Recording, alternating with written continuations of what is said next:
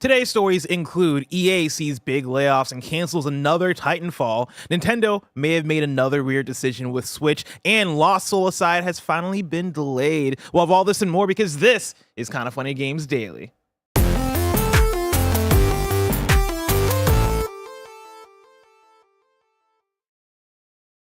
Yo, what's up? Welcome to Kinda Funny Games Daily for Wednesday, April 30th, 2025. I'm one of your hosts, Blessing Adeoye Jr. Joining me is WWE legend, Greg Miller. Hey, Blessing, how are you? Doing well. How are you doing? Good. It's good to see you. It's been too long. I know. I feel like I don't host one-on-one with you as often anymore. Well, no, it's because you're always gone, or I'm always gone, or there's some sick kid I got to worry about, or you're on some Japan trip or whatever. It's just there's like on top of us wanting to shake it up.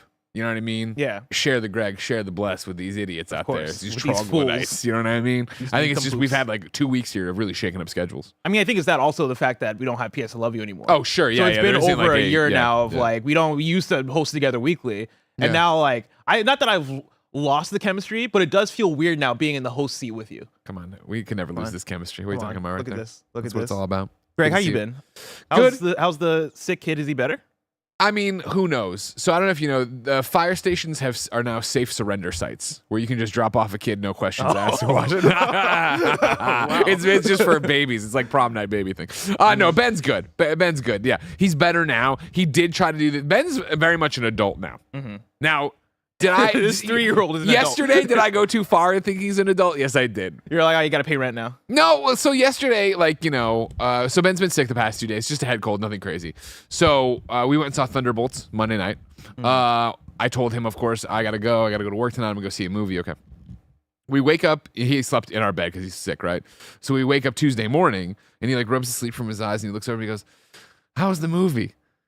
And I was like, that's an absurd question for a 3-year-old to ask his father in bed. I'm like, the movie was great. Scale of 1 to 10. The first thing he thinks of too. And I was like, the movie was really good, Ben. We liked it a lot. Well, and he's like, cool. And he's like, what is it? And I'm like, it's superhero. He's like, is Batman in it? I'm like, no. And I had to start explaining DC Marvel stuff. He just thinks they're all in the same universe right now. Idiot. But yeah, we did that. But then, I stayed home with him yesterday as well. I did morning shift, Jen did afternoon. And so we went and ran errands because, again, he's not sick, but it was like, especially yesterday, but it was like, okay, the school's policy is, a day since the fever broke is when he can come to school or whatever. And the fever had broke late in the day Monday, so I was like, all right, we're screwed.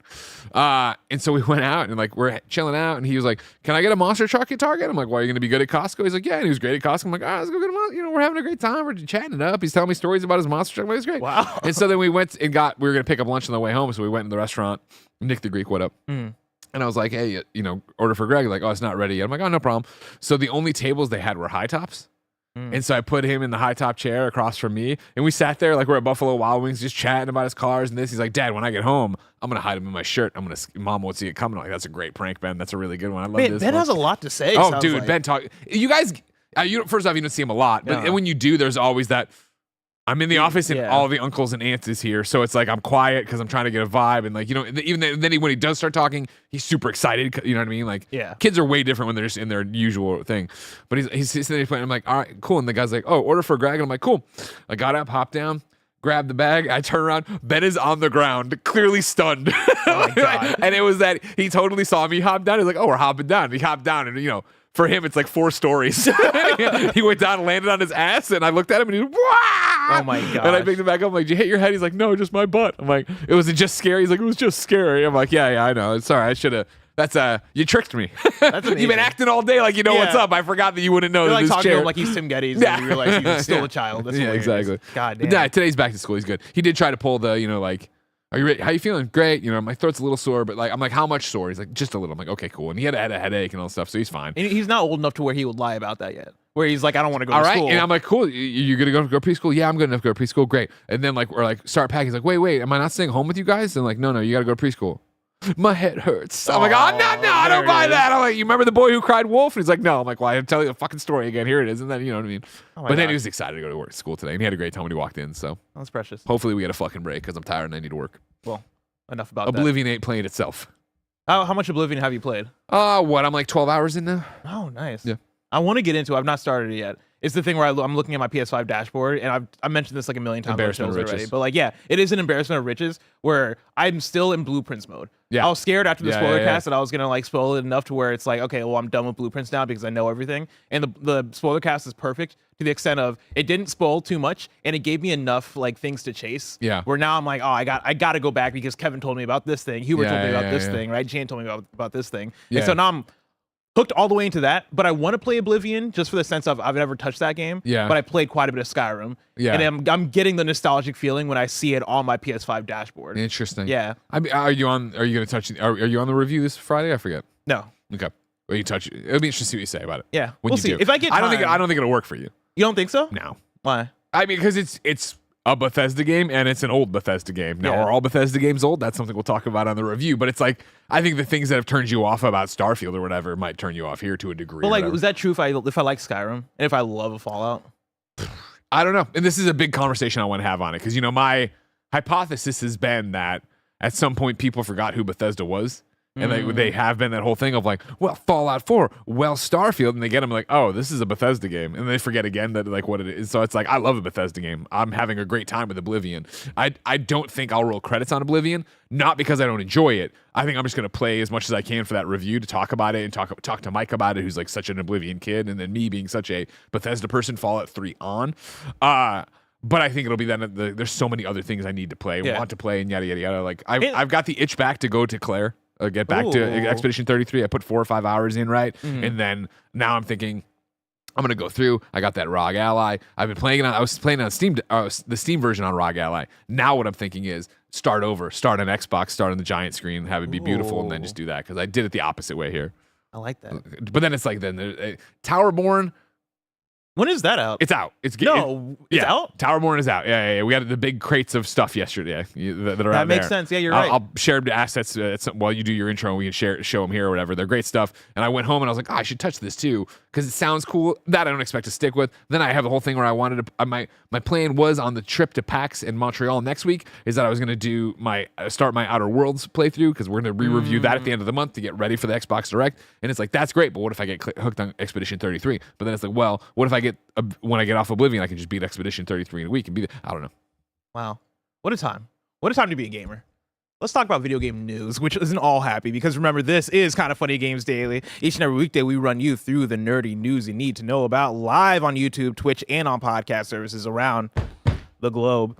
If you love what we do, support us with the Kind of Funny membership on Patreon, YouTube, and now on Spotify and Apple Podcasts to get all of our shows ad-free, watch us record them live, and get a daily exclusive show. For a chance to be a part of the show, submit your thoughts and opinions as YouTube super chats as we go.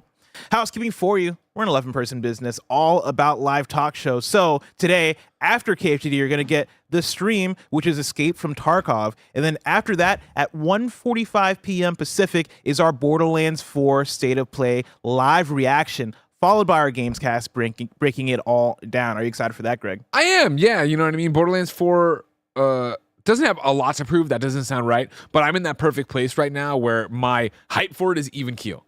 So if they come out today and they are like, this is why you need to care about this game again, I think it'll go through the roof as, somebody who loves Borderlands, period. But for some reason, I'm just not like feeling the need. I'm not where I was with Borderlands 3 where I'm like, I fucking need this. And I'm excited to react. It's going to be you. It's going to be me. It's going to be Andy. And the one and only best hair in the business, Fran Mirabella III, coming to join us. My co-host on the Borderlands show. So we're excited to talk about that. Let's go. And if you're a Kind of Funny member, after our Gamescast today is the Kind of Funny happy hour for our $25 tier supporters on Patreon. Forgot about that. And then today's Greg Way is what?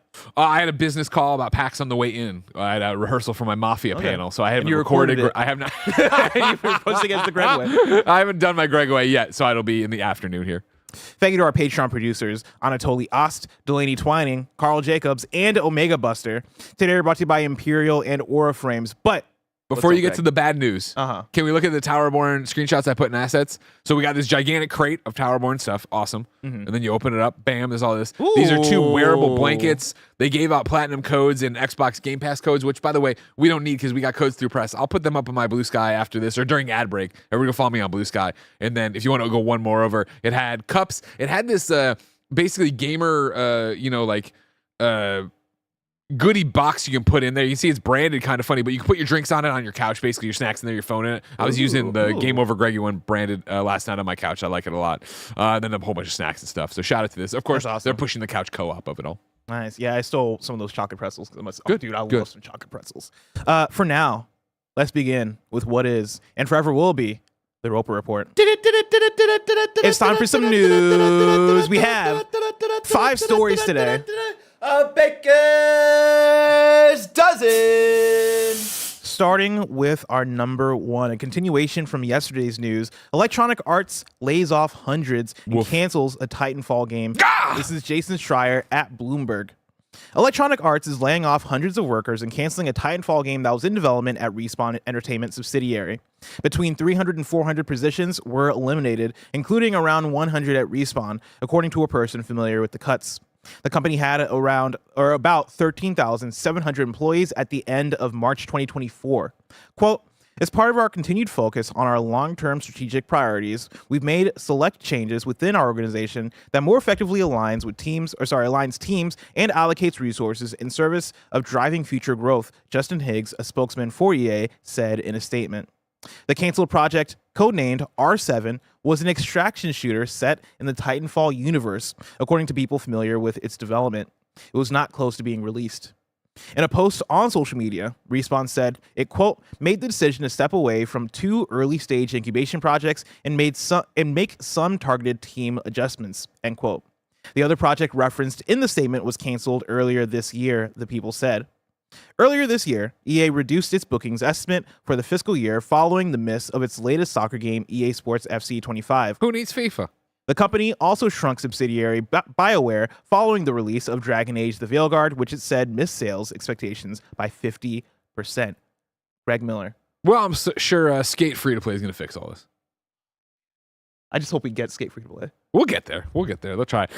This is the usual. What the fuck is going on in this industry? The suits, the trend chasing, the yada yada yada. You know what I mean? Like, I appreciate that all the headlines are about like they canceled another Titanfall game. You're like, fuck, and you get an extraction shooter. You're like, oh, okay, that kind of makes sense. Yeah, like everybody trying to get into the extraction shooter business and seeing that pool's already pretty full. Slash, is Titanfall the most canceled franchise out of any video game?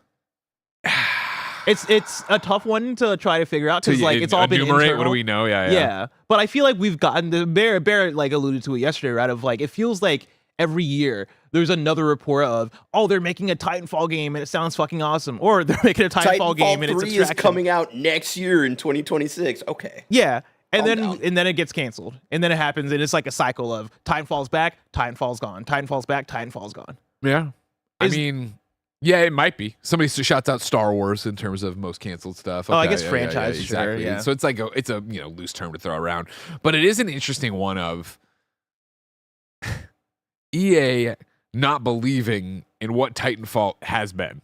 We've had 2 Titanfall games, right? And even Titanfall 2, like now we're putting a single player in there. We're doing this thing. Sure, but then they keep trying to put it into different things. Even Apex, right, started as being an idea of a Titanfall game, right? Apex Legends takes place in the Titanfall universe. So it's like they keep like, okay, fans don't want Titanfall, but they say they do. So what trend, what MOBA, what thing can we shove into it to make it not a Titanfall game, but have the Titanfall moniker? And that's not gonna make it a thing that people, didn't want from Titanfall, and then when it fails, people don't want Titanfall. Yeah, so that sucks. Obviously, hearts and not prayers, but whatever. Our thoughts. That's what I'm looking for. Thoughts and hearts going and out. minds go out. Yeah, our minds. Take my mind. It can't help you. To everybody who got laid off here, right? And it's just again when you look at that number, like the company had about 13,700 employees at the end of March. Holy shit! Yeah, which is wild. Fucking A. But either way, you look at 300 to 400 people, right? And that's insane. Yeah. 100 people being from Respawn, which we were having this debate yesterday of like, how big is Respawn? Yeah. I think there are typos between both Jeff Grubb and the IGN article. Because I think the IGN article mentioned that they had 100 people. So it must have been like, I imagine 300 to 400 people actually work at Respawn. And we're seeing about a quarter to a third of that workforce laid off, which I would say devastating for again, what we talked about yesterday as far as who Respawn is as a studio. Yeah. Because you want to talk about Apex Legends. To me, Apex Legends was one of the best releases of 2019, right? It was a battle royale game that came out, did everything right. I think innovated really well as far as what battle royale could be, had excellent quality in terms of that map design and the different locations and the hero design and the ping system. Brought a lot to the space and was super quality and was exactly what people wanted out of that type of game, and still kept a lot of the heart and soul out of what people liked from Titanfall. Specifically, like that game feel and like how fun that game is to play and the gunplay, right? Like Apex Legends nailed so much of that and was such a success at first. And I'll still say is still a success, even if the numbers have just evened out and tempered out and not have like generated. It's not what it was when it launched or whatever. Yeah, exactly. So you have that. You have the Star Wars Jedi series, which is a huge hit as far as being a single player, big budget campaign game that people want, especially out of Star Wars. So you have those two things as Respawn, and then you're seemingly trying to figure out a third pillar, a thing probably being Titanfall, because your fan base wants a Titanfall game and you're not able to just figure make it out. Titanfall. Yeah, so just make Titanfall. Like, I feel so bad for the people at Respawn that have had to figure this out as far as, man, we've been killing it, and it's just not enough for us. Yeah. For you, like, I guess, where does Respawn go from here? Do you think that this is the beginning of the end? Do you think this is the beginning of, like, all right, Respawn's just going to be that studio that is part of EA, but they're not making these big swings like we've seen them make before? Well, I don't even know if a Titanfall extraction shooter would have been a big swing, would it? You know, that's the whole thing about it, where it's like, I really, when you look at EA and, the financial headwinds we're in, like, what do I think this is? I think it's what you just said. It's them battening down the hatches. I don't think it's them coming up with a third pillar necessarily. It is, all right, Respawn, continue to make Star Wars. All right, continue to make Apex. Iterate on those, and I'm sure there's some incubation there of what the next big thing would be. But how do we get Apex back to it with a bigger season? Is there a need for an Apex 2 or whatever the heck it would be to move on? But my bigger question for them would be, Titanfall 1 was an amazing game. Titanfall 1 was such a cool idea, if you remember. I know you were in probably first grade, but I remember it. I made Alfredo Diaz at IGN do a whole series where he trained me to be a first-person shooter because I liked Titanfall so much that I wanted to be competent at it. And I was, and I played it, and I did a whole bunch of stuff with it, and I loved it, and I played the hell out of Titanfall 1. Like, for that game to be that good and draw me in, the criticism so many people had with it was, no, I'm not going to pay full price for just a multiplayer game. And it's that thing where, while that argument still persists sometimes with these games, well, it should be free to play, it should be whatever, I think we're in such a different space right now that you could come out and just make a fucking Titanfall multiplayer game. And again, I know I'm bringing in the scope then, but if you launched and I hate to say it, but a free-to-play Titanfall 3, a Titanfall that does have a thing, like, we're not talking about trying to spin up Concord here. We are talking about, we've brought Titanfall back. It is a $29.99, $49.99 experience. You're getting X amount of maps. You're getting this thing,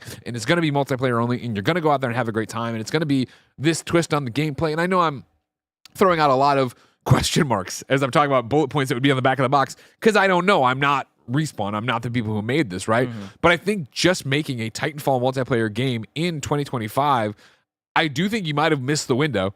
I do think that would have done a lot better a couple years ago if you were to say we're just making it. But I also don't think that the juice is totally gone there. Where if you made it with this is just not EA's bag, if you made it with the right expectations, realistic expectations for what you're doing, what the Titanfall audience is now, and what it could become, hopefully you do knock it out of the park. You bring in people like me, you get the whole thing, and you go. It was that idea where you're now Bear's showing Titanfall 2's launch trailer, right? And when they were like, hey, Titanfall's back for Titanfall 2. We know it was a disappointment on the first time around, but we're putting a single player in here. A single player campaign, everybody who likes first person shooters is like, oh my God, it's the best campaign of all time.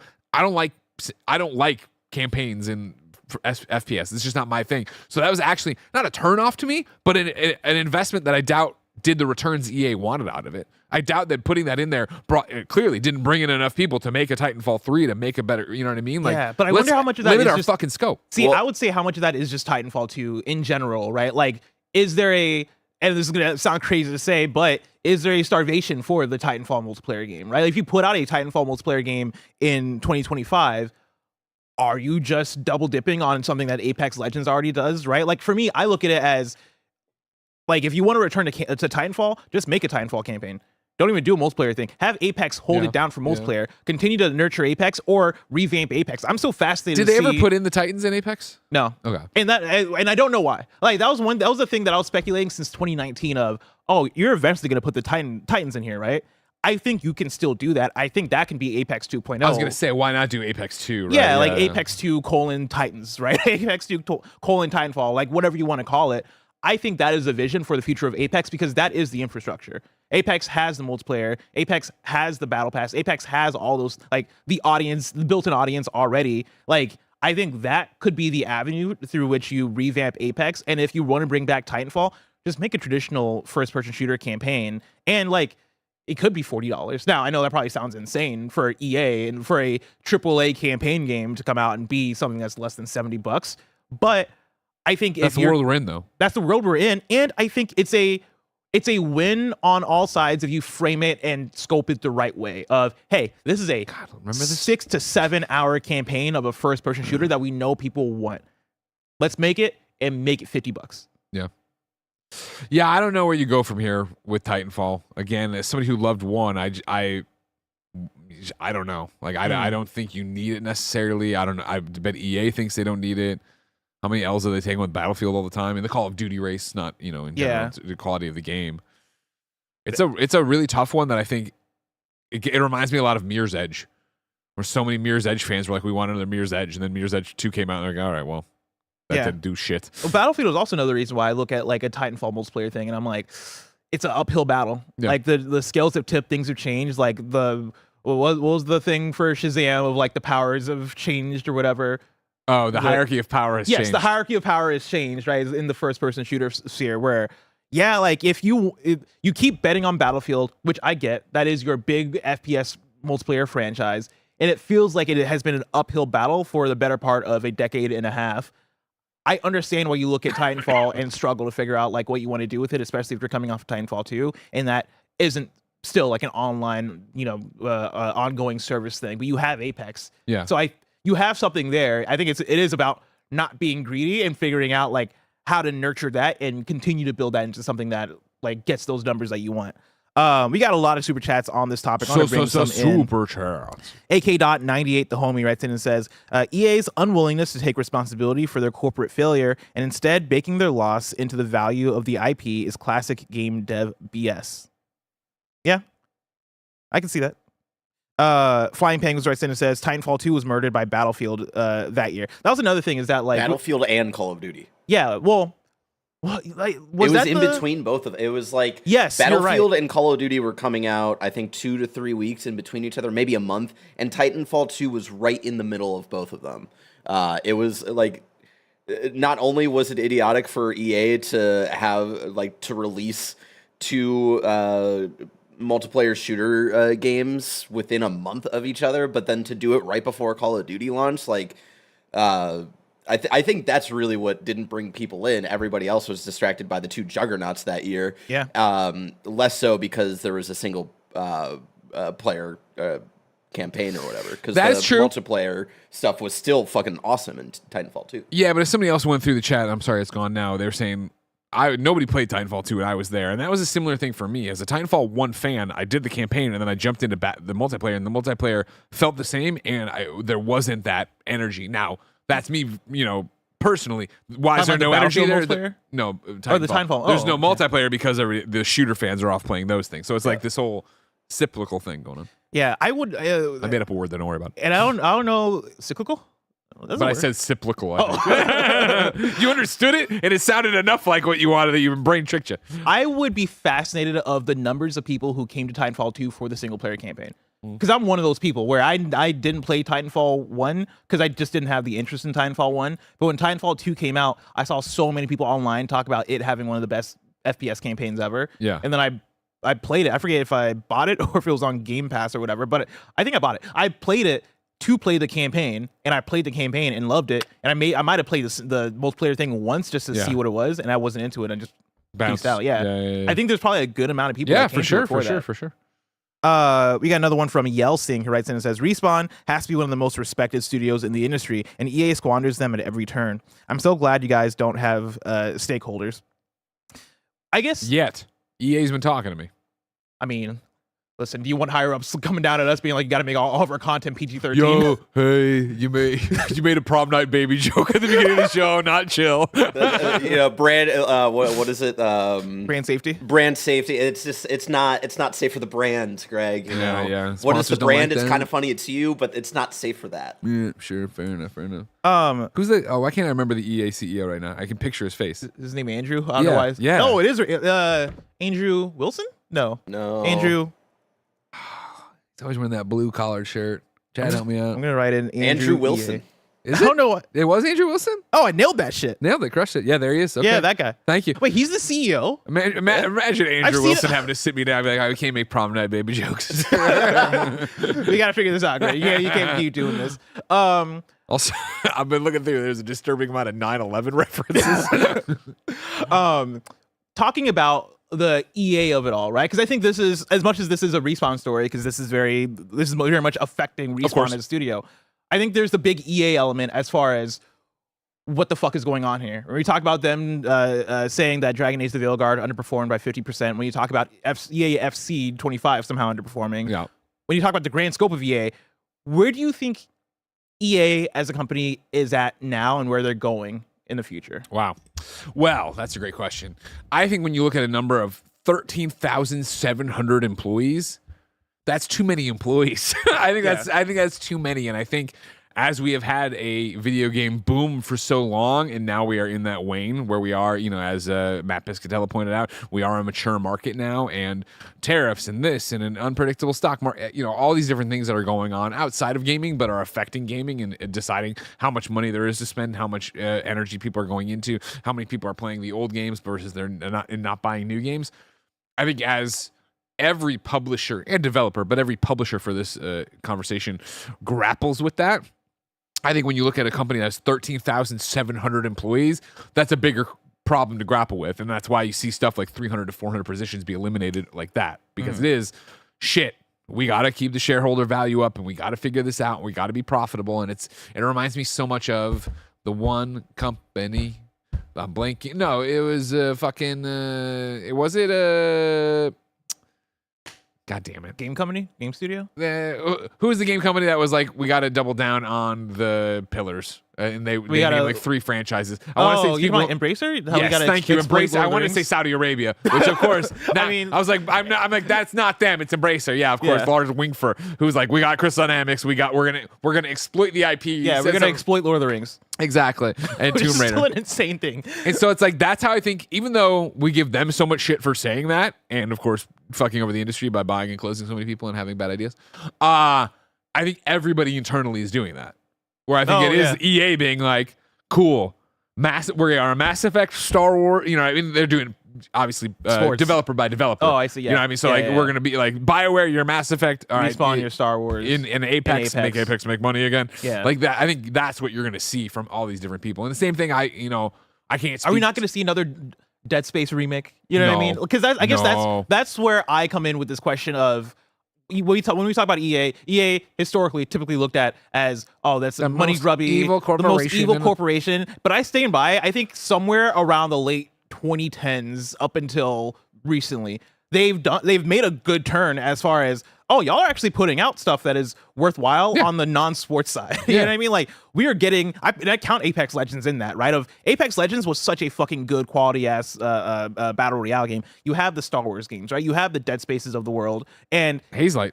Yeah, you have Hazelight, and you have these what do they call that initiative? Like the indie essentially initiative, right? That they have, right? Like EA Originals. EA Originals, they were making really good decisions. It Takes Two got a fucking Game of the Year award at the Game Awards. Like first, a window stretch there. There used to be so many other EA Originals, Yarny and Unraveled. You know what I mean? I think Yarny and Unraveled is the same. It is. That was me. Sorry. Yeah. But yeah, like there was a really good stretch there, and right now it feels like we are seeing that be done with. Yeah. I mean, it's easy. It's easy to make all those plays and those decisions and finance those stuff that isn't going to get you double-digit growth when there's a spigot of money just spitting out cash in the back, whether it be FIFA, whether it be Madden, college football, whatever. Like, that was the argument, if you remember, in 2015 when they announced EA Originals, and we had Peter Moore on our set at E3 when it was kind of funny as the secondary GameSpot set. And he made that comment, right, of like, listen, the sports games and whatever else at the time, that makes money, which means we can make something like an EA original. We can make Unraveled, and it doesn't need to have that return on investment. Now that you're here and everybody's getting cold feet and nobody knows what's going to happen tomorrow with the fucking stock market, you have people going, we don't have that anymore. We don't have that luxury. We have to be calculated on what we're doing here and why we're doing it. My final question. Yeah. Skate. Yeah. How quickly does that come and go? Because Skate strikes me as something you greenlight when you have the runway. Like when you have shit to work with and you have like that room for risk. I feel like that's when you bring Skate back to go, okay, our fans really want this thing, and this is a thing from a different age. Like this is a thing from the late 2000s, early 2010s that had a moment that was popular when the skateboarding games are popular, yada, yada, right? Like we're bringing this back in 2025, 2026, whenever it launches. Early access this year. This year. Does that catch fire? Does that like? Do you believe in Skate enough to think that EA is going to keep it around for the long term? Well, I don't believe in EA enough to think that they're, you know what I mean? I don't believe in EA and their commitment to video games and art and all this other stuff to figure that out. Aftermath, for no particular reason. Let's look at how much EA execs recently made recently. I don't believe enough in EA's commitment to any vision, and that's my problem. Is again, whenever EA's commitment to anything is money, and again, let's not act like everybody else is doing this for the love of the game necessarily. It's a business. You're trying to make money, but I do think EA is trying to make the most amount of money. And again, they have nearly 14,000 employees. So do I believe in Skate? Do I believe in this? It's a harder question to answer. Is Skate going to catch fire to the level that EA wants it to finance 14? No. I just don't think that's possible. I don't think that's possible. I think it's possible. You think there's a big enough skating community video game fans? I think Skate is weirdly sticky with like there was an era there where streamers and content creators are making a lot of Skate content, and like there's an audience for it that I think is that streamer audience. I still think, even though I am definitely odd man out and I'm probably way too the glass is half full on this, I still think, you know, they were talking about it last week, about it always being online. You know, they're doing microtransactions in the alpha or whatever. And those are the things I worry about. I still think that could be really good for this kind of game. Because when we were talking about Skate, it was one of those conversations where Barrett, was it you talking about, well, when I think of Skate, I don't think of being online or whatever. I think of the story. Whereas for me, when I think about Skate, in my memories of Skate, I remember, and I know it's so quaint now, signing on to Skate and then going to watch the little videos. Remember, you could upload videos. So I was watching people's tricks and shit like that. So it was already a community of people trying to do cool skate tricks and also basically jackass shit of, look how bad I hurt this guy and I bounced him off. It's like pain. I bounced him off this railing and he landed on the seat, the park bench. Like if I'm thinking of Skate being free to play and being online and having microtransactions, my personal interpretation of what that's going to be for Greg Miller is a sign on every day for 15, 20, 30, do the challenges, see what the new hotness is. Is there something in the shop I like? Okay, bounce off. But I think there's going to be a group that is looking for a Tony Hawk and Bam Margera is walking me through what's going on next. And like, I think both perspectives are valid. I think the short, you know, let's get in, let's have a challenge, let's race, let's do this thing. It's like Fortnite, but with skating and not shooting, but you know what I mean? Yeah. There's something there that could work, and it could catch fire with a TikTok community and a YouTube community. That's the thing is, when I think of Skate and the way that I interact with Skate, right? Like for me, it is a sandbox. For me, it is, you know, hopping into Skate 3 and just fucking around with the challenges and being like, all right, I want to do a kickflip onto this rail, do a 50-50 off of it, and do like a combo down this road, and trying that over and over and over again, and maybe doing the clips, right, and sharing it around, which I would say to what I was talking about before of like Skate being from a different era. Skate also at the same time ahead of its time with that stuff. Oh yeah. The shareability of clips and what you can do with that has a lot of potential, especially now. Like if you put in the new Skate some kind of thing that natively exports clips onto TikTok, kids are going to go crazy with that shit. But I also think that right now for the video game content that's hitting, both on I guess just the content creation side and just what the kids are playing, so much of it is sandbox. So much of it is survival type games. So much of it is like the type of games where you can go in and create your own fun, the Roblox of the world, like those kinds of things. Skate could be that. and already has been that. Like, It I could imagine easily be you sign on, you make a little party with your friends, you go, and it's like, hey guys, I'm gonna lay out a challenge. You click record for all. Yes. You go and do it. Bam, you land it. Can you do that, Bless? This new skate needs a way where people can create their own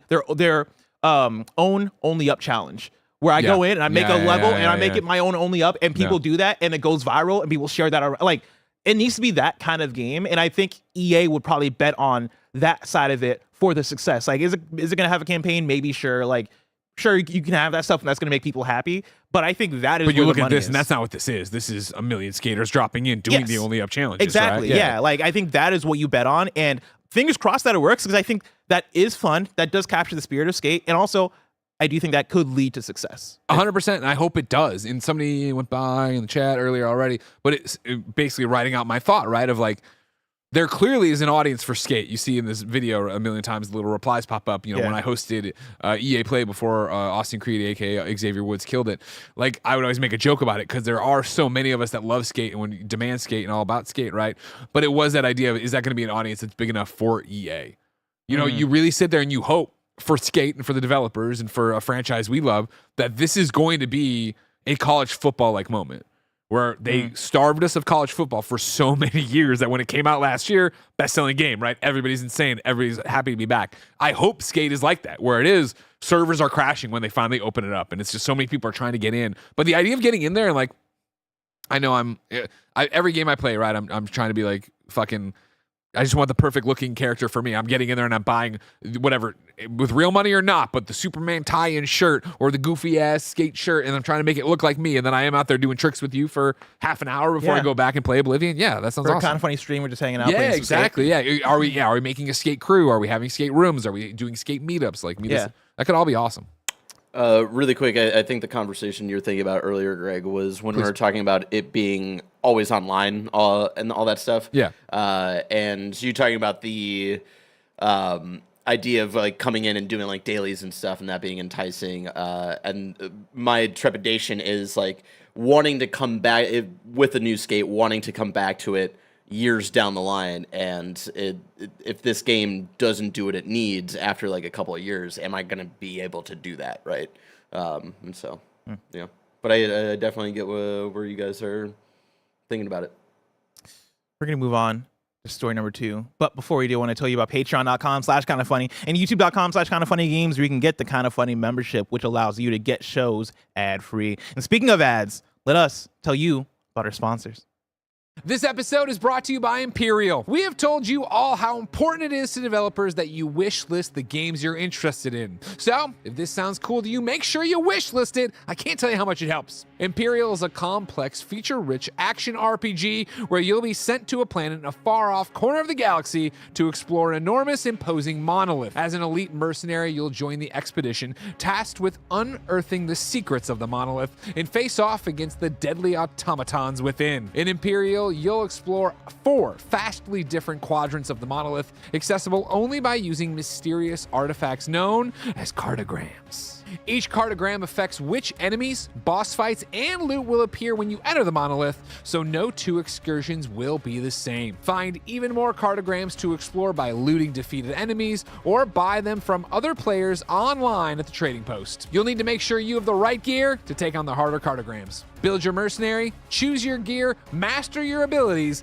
and take down everything in your path in Imperial. Face off against enormous, deadly bosses and seek out secret paths to find bigger and better loot. Help the members of the expedition in deep branching quests and aid other players in asynchronous multiplayer. Get ready, mercenaries. The monolith awaits. Imperial is available May 8th on PC, Xbox Series X and S, and PlayStation 5. Wishlist now. It helps so much. Wishlist Empyreal! This episode is brought to you by Aura Frames. If you haven't called your mom in a while, here is your reminder to do it. But if you want to go above and beyond, Mother's Day is coming up and I have the perfect gift idea. Aura Frames are incredibly smart and easy to use, allowing you to upload unlimited photos and videos directly from your phone to the frame. Plus, you can order the frame online and preload it with photos and videos using the Aura app, so it's ready to go right out of the box. It's a gift so special, they'll use it every day.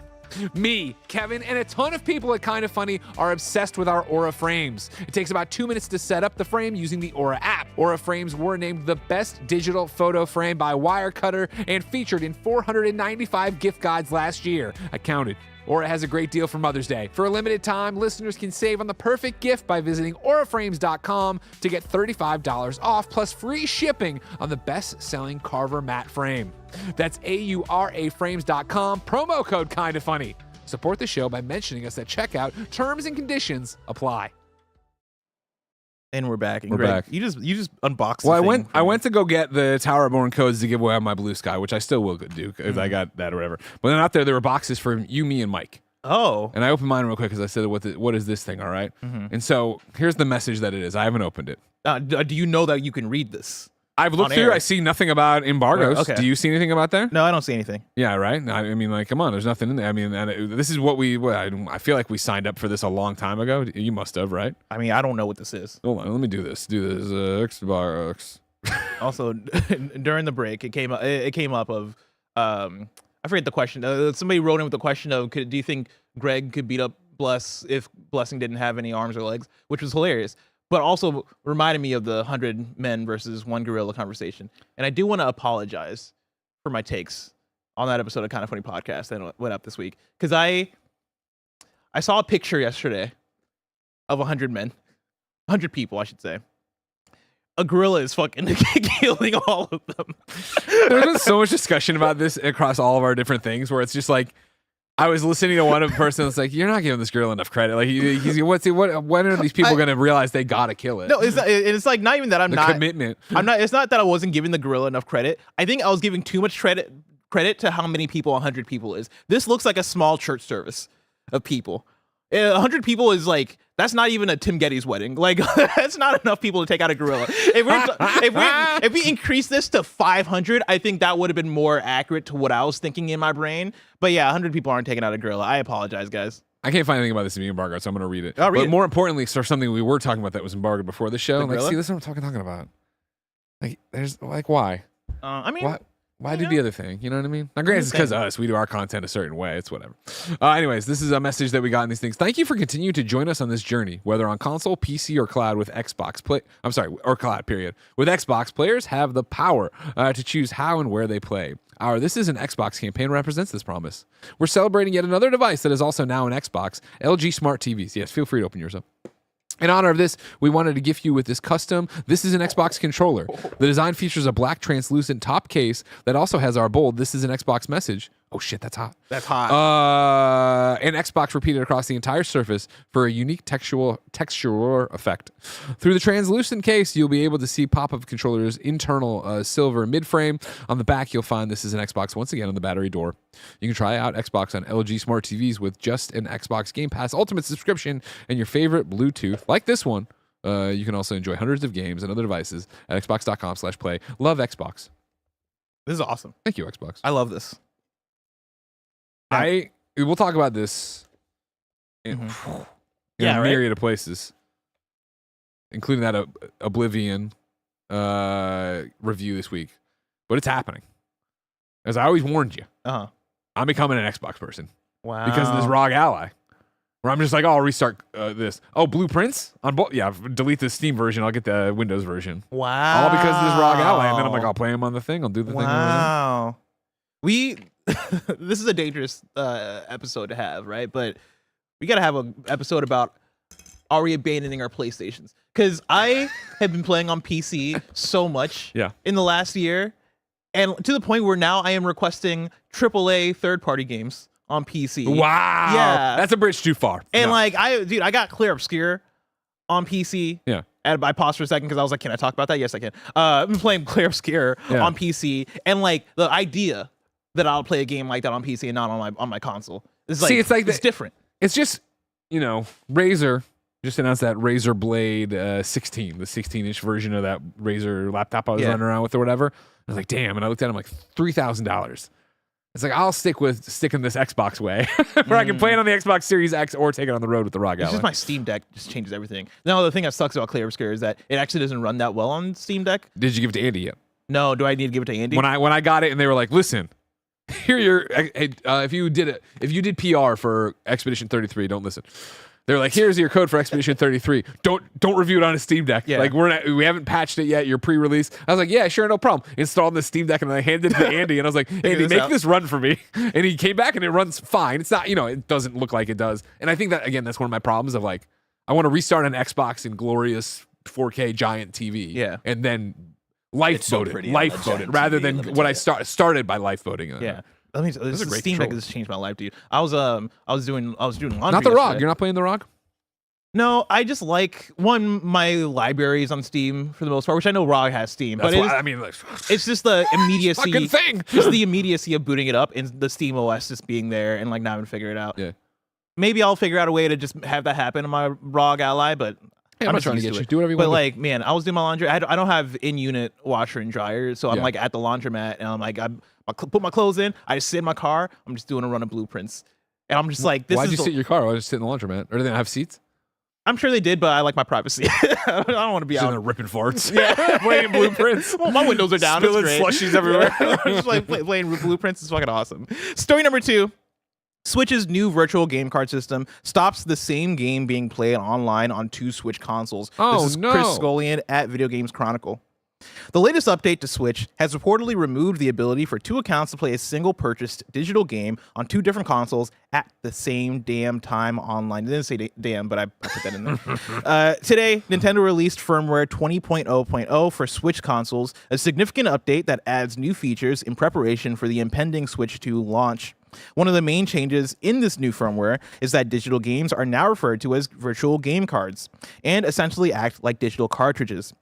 Players can virtually load and eject virtual game cards between 2 Switch consoles, meaning one console can have the game present at any time.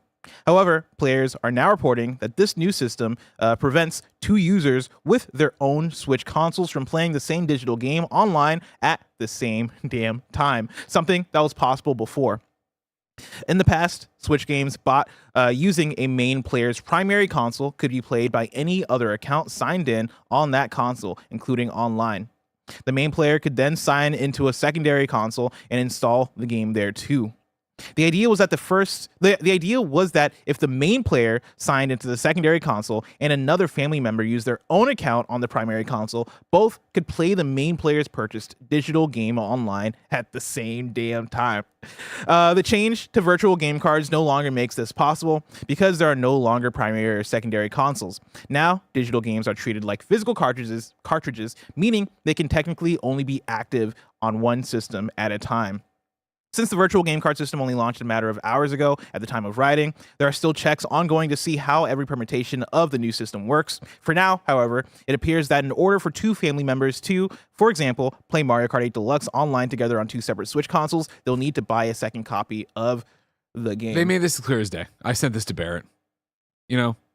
March 27th, 2025, we all learned about virtual game cards. They showed the card moving around. They showed you what they're doing. They showed how they're screwing you over. They showed what was up. Is this not how it works on PlayStation? Can you play the same game, like the same digital game, on 2 consoles at the same time? If it's your home console, Mm-hmm. so let's say your PS5 at your desk is your home console.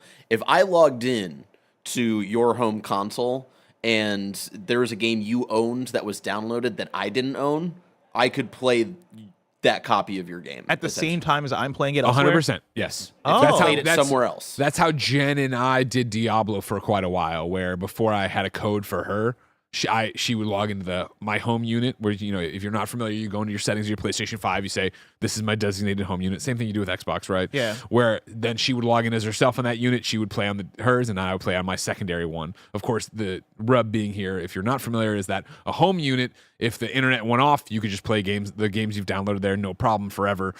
With the secondary unit, it needs to ping the online every so often. Otherwise, it'll eventually be like, hey, you got 15 minutes to play until this thing's shutting down. Gotcha.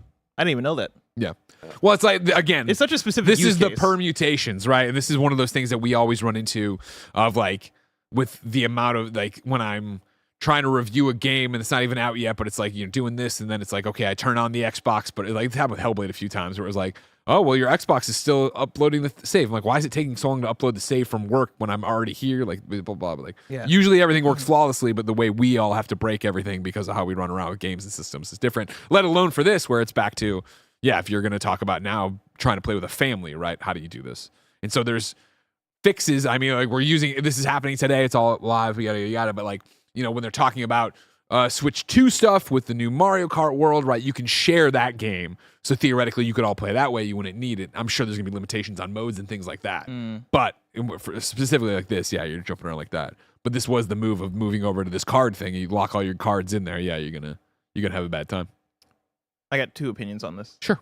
My first opinion, I don't really care. My second opinion is because people say sometimes too lenient on Nintendo. How dare you, Nintendo? Yeah, I appreciate that. I appreciate Thank you, that Bless. for you. You're very brave. Thank you. I only ever used this to make like essentially like I've got like my primary account and then I've got a secondary account called Boss Baby on my Switch, where like because like the way Zelda works, I can only have one save file at a time. So just make a second profile just so I could start up like a different save, so I didn't delete like my like main save for like a Zelda or some shit. But yeah, I didn't really do any of the like Alyssa playing, a game while I'm playing on a different Switch or any of that. Yeah, it's an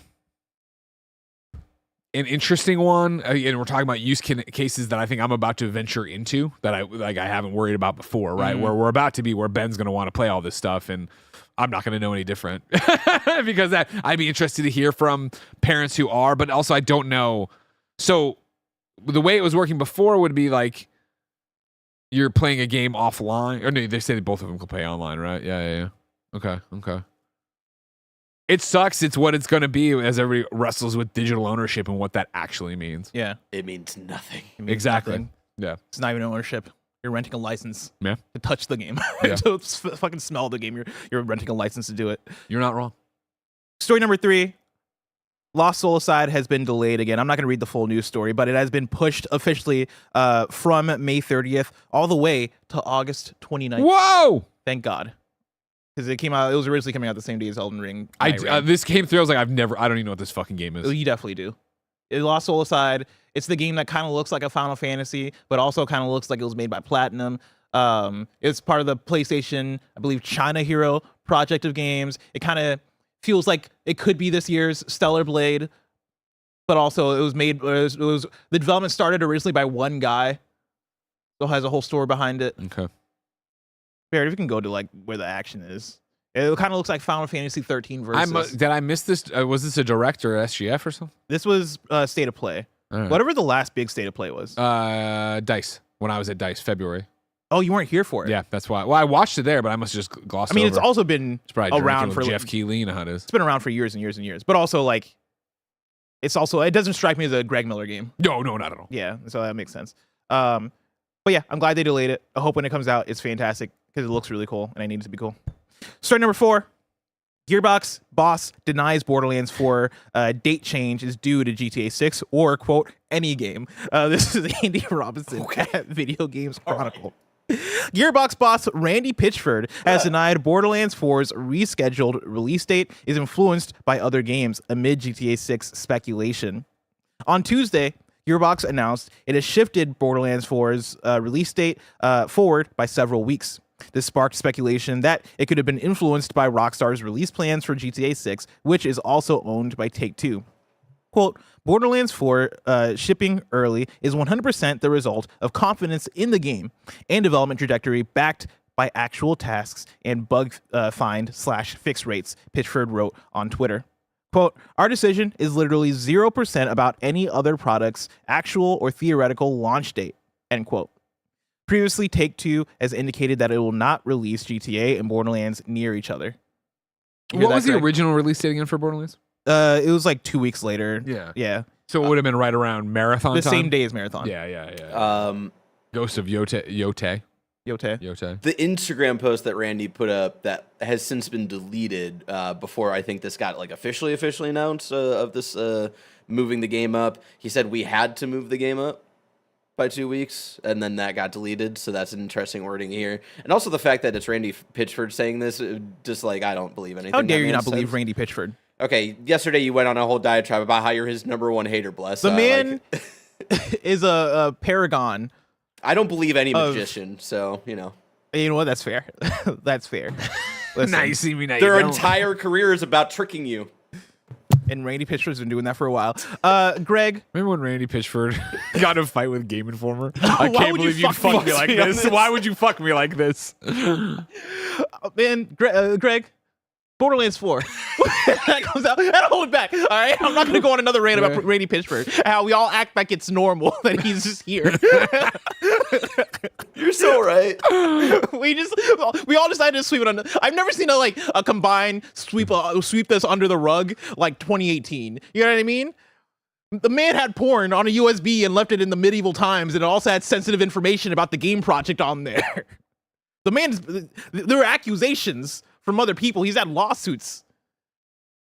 Am I crazy? I mean, Am I crazy?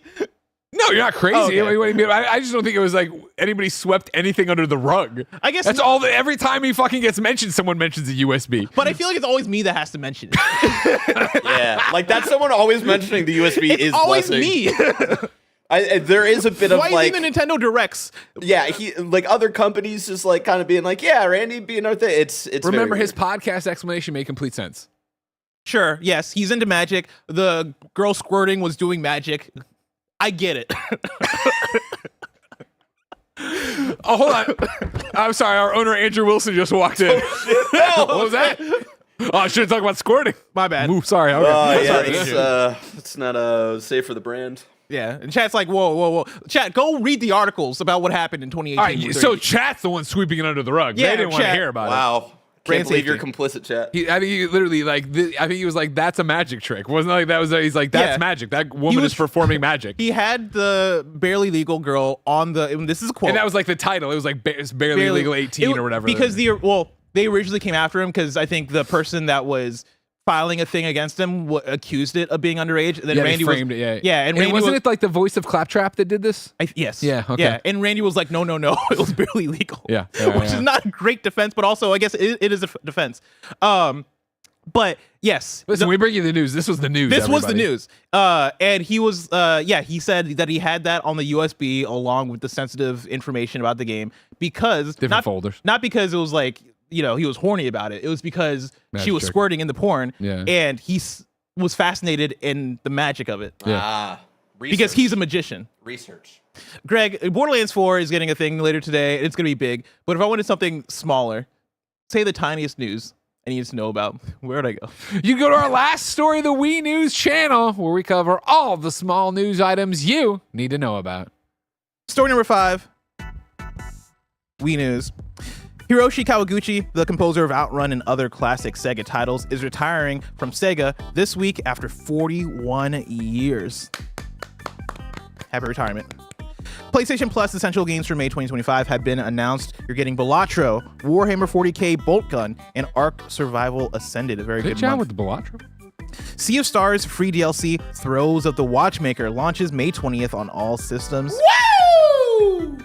Pokemon TCG Pocket Celestial Guardians is now available. That came in late. I don't know why. I was gonna I say- pressed the button when I said woo, and then it just froze up. It sounds like everything's late because I think the Wii News took a second to kick in too. Yeah, that was a different problem. Sonic Rumble's global launch has been delayed to an unspecified date. PC Gaming Showcase is set for June 8th at 12 p.m. Pacific Time. Returnal now has PS5 Pro support. Hypercharge Unboxed is coming to PS4 and PS5 on May 30th. Teenage Mutant Ninja Turtles Splinter Fate is coming to PS4, PS5 on May 20th, and Xbox One and Xbox Series X on June 24th. And then finally, AEG Presents and Activision are joining forces to throw an epic Tony Hawk's Pro Skater 3+4 celebration, taking place live at the iconic El Rey Theater in LA on May 8th, 2025, from 6 until 10 p.m. Pacific Time. Fans can tune in on Twitch for an incredible night packed with an interview with Tony Hawk, exciting, and performances by legendary bands featured on the game soundtrack, including Danny Brown. Oh, they got Lupe Fiasco on the soundtrack? That's fucked up. Do we know which song they got from Lupe? Adolescence and Urethane. alongside Pro Skater's reveal of new game details and THPS vibes like never before, all coming together to celebrate Tony Hawk's Pro Skater 3+4 and the franchise's impact on skate culture. All right, that hyped me up. I didn't know. We go? I mean, when is it? It's May 8th. It's next week. That's the same. That's the same day as the Death Stranding embargo. So, yeah, I probably had to be here. I feel like if one thing is more important, it's Tony Hawk. I mean, it's in LA, so theoretically, if I talk about DS2 earlier in the day and then fly down later in the day, we could make it and hang out with Danny Brown and Lupe Fiasco. We can probably make that work. Oh, it's Kick Push. Of course, it's Kick Push. That makes a lot of sense. I shouldn't have even asked. We used to play Kick Push all the time in Vans. Kick Push is such a good. That's like a top. That's a top 100 song for me of all time. I fucking love Kick Push, and that is it for Wii News. What's Final up, Wii News item. I'm about to post these Xbox Game Pass and Tower Bone creator codes, founder pack codes on my Blue Sky. So go over there, Game Over Great right now. 3, 2, 1. There it is. Post them. Before we get out of here, let me pull in some super chats for you. Ebos 22 Ebos says Tiny Tina's was great. Shame, Bless, and Roger. To be fair, I don't think we ever said Tiny Tina's wasn't great. We just said it came and went, which isn't about the quality of the game, more so about the stickiness of the game. More quality, so, yeah, like what stickiness. brought people in. You guys were talking about like what Borderlands as a series does in terms of numbers. Guns. Yes, that is. They got guns, Barrett. Yep. Let's see here. 9sif writes in and says, what do you guys think of games just continuing like what Cyberpunk did with 2.0? As V Rising, Lords of the Fallen, and Atlas Fallen have released 1.5 and 2.0 updates with drastic changes based on input. I mean, it's great to update your game, obviously, and do that, but I think you rarely get that second first impression where, you know, we're talking about like Apex. Can they ever return to being a shining beacon for EA of making money? Like, I think that's a really hard uphill battle. You need to do an Apex 2, Apex Titanfall, whatever. I don't know, something that is like it's new again, or it is a brand new game. Yeah, I mean, I love when people like when you see new life breathed into like an ongoing thing, right? Like Cyberpunk 2077 could have came out and it could have just remained as is, and that would have been a tragedy. Yeah. The fact that they've been able to turn that game around, so much so that I look at it as one of my favorite RPGs. That's huge, right? So many people love Phantom Liberty, love Cyberpunk 2077 and what it's become. But yeah, not every game has that luxury. That takes time. That takes a lot of money. That takes It takes also a lot of risk as well. And I'm not saying it's a good thing, but it's also that they had to swing and miss so hard on such a grand stage after years of being everybody's E3 most anticipated game. You know what I mean? Like, so many games come out and disappointing and then write themselves or do other stuff and nobody cares. You just don't get as much press about it, right? Like, I'm a weirdo that loves Starfield, right? And it's like, Starfield disappointed people, but it didn't it doesn't fucking work. It's trash. It's a 0 out of 10. And so like when they update stuff and do stuff, people are still like, it's just more. Yeah. Did they really fix it? Was it really broken? It's a whole thing. Bringing another one from Barista Bran. They write in and they say Titanfall 2 was a huge improvement on the first, and it was sent to die in FPS hell. I'll never forgive EA for that. To this day, it's like such a bizarre. To this day, it's such a bizarre thing to think about, like that decision of, oh yeah, we'll just put it out right next to Battlefield 1 alone is an insane thing, and then you add in the Call of Duty of it. Bizarre. Speaking of Titanfall 2, Charlie Maciel says Titanfall 2 is my favorite FPS multiplayer ever. Flying Penguin says Titanfall 2 was murdered by Battlefield that year. Yep. And then scrolling up even more. We got one more if I can get the scroll going. Mr. Nice Guy Rye writes in and says, PSA for the Blue Princes playing on PS5. I reached a point where my progress isn't saving. Was on day 155 and lost 20 days. Oh, no. God damn. And now my browser's being weird. And so I scrolled and they say, patch needed. Love you. BNG. It's a new thing. BNG? BNG. Buy and good. Buy and good. Yes. Buy and good. What does it mean? Blessing Greg. Wait, I thought you were doing a bit. I thought it was a sign. You said it's our new thing. I thought you were saying it's like, you've been on a show with somebody and started saying B&G or whatever. Kind of like love and respect, right? From Easy Allies, or what do they say? Yeah, they say they say love and respect. Yeah. I thought it was something like that. What would that be? Best in goodness. I mean, B&G is fine. We can adopt it. Everybody start using that in other shows and get the other guys to say it, but don't tell them it means us. Barrett, you're sworn to secrecy. Now it's time for kindoffunny.com/you're wrong, where you write in and let us know what we got wrong as we got it wrong so we can correct it for those watching later on YouTube and listening later on podcast services around the globe. Now, Alex writes in, and I don't know if this is true, but he says, Greg said he played the single-player campaign in Titanfall 1, but there was no single-player campaign in the Titanfall first 2. game. There you go. That must have been like in the moment. Maybe you Because accidentally I said. definitely talked about the multiplayer 1 and then 2 and that doing it for Yeah, one. that's how I remember you. I stand by you. Thank you. That's what B&G does. That's the G to my B. I don't like that. I really don't like that. Well, you don't like this? He's the G to my B. Yeah, he's a B to my G. You know what I mean? It's my G spot right there. Kebabs writes in and says, missed detail on Sea of Stars DLC. It's free. It is cool. free. Yeah, all of their DLC has been free so far, so it's pretty rad. Professor Funkenstein in chat says, no, sir. Yeah. I'm with Professor Funkenstein here. Like an Andrew Wilson staring at us in the back of the room. No G-spot. He's like, you can't say that. The shareholders. PG-13. Cheese Wombat writes in and says, Respawn picked the Titanfall 2 release date and doubled down when they had the chance to move. That's not a you're wrong, but I appreciate it. I Don't agree. victim blame, all right?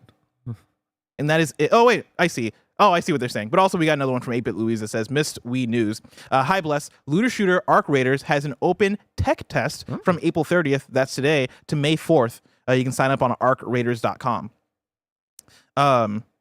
We had an Arc Raiders preview yesterday. Yep. There we go. I didn't know if it was coming up or it was yesterday. Yes, it was yesterday. So if you want to learn more about Arc Raiders, here, always.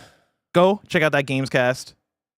And that is it for Kind of Funny Games Daily today. Of course, we have a Gamescast later today, but it's not happening right for KFGD because right for KFGD, we're doing the stream. And then we're reacting to the Borderlands State of Play and doing our reaction Gamescast later in the day. That's happening at 1:45 p.m. Pacific time.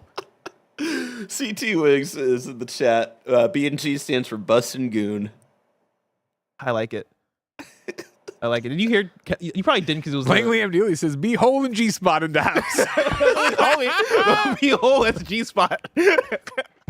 Greg, did you hear Kevin try to casually use the word goonin?